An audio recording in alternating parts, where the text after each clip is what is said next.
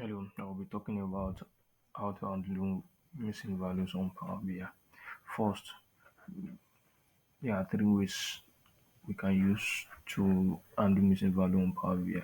Now, the first one is remove row with missing value. The second one is replace missing values with default, and the third one is using advanced imputation techniques. This is an example.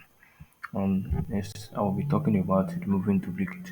We can remove duplicate by various methods. We can use remove duplicate, which is a function on its own, and we can use dash function. We can write dash to remove duplicate, and we can use aggregate functions too.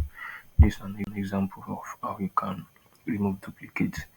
The next one is renaming field for clarity and consistency.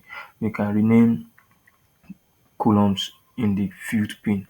We can use query editor to rename